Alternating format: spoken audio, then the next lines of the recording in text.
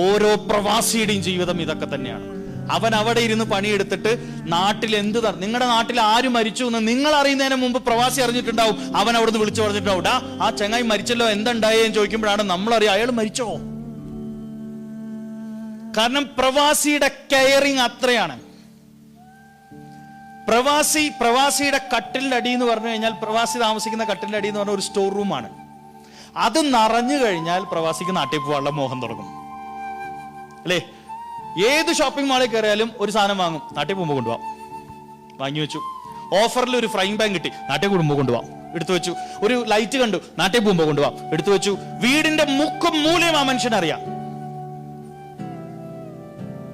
നാട്ടിലേക്ക് വരുമ്പോ ഉപ്പയ്ക്ക് സാധനങ്ങള്, ഉമ്മയ്ക്ക് സാധനങ്ങള്, ജ്യേഷ്ഠന് സാധനങ്ങള്, അനുജന് സാധനങ്ങള്, അപ്പുറത്തെ വീട്ടിലത്തെ കൊച്ചുങ്ങൾക്ക് വരെ ചോക്ലേറ്റ്.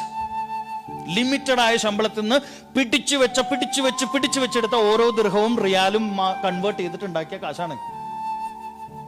പ്രവാസി വേറെ ലെവലാണ്. പ്രവാസിയെ പ്രൊമോട്ട് ചെയ്യാൻ വേണ്ടിയിട്ടല്ല കേട്ടോ ഇത് പറഞ്ഞേ. റിലേഷൻഷിപ്പ്. അവൻ അവിടെയാണ് ഫിസിക്കലെങ്കിലും മനസ്സ് നാട്ടിലായതുകൊണ്ടല്ലേ ഇത് ചെയ്യാൻ പറ്റിയേ.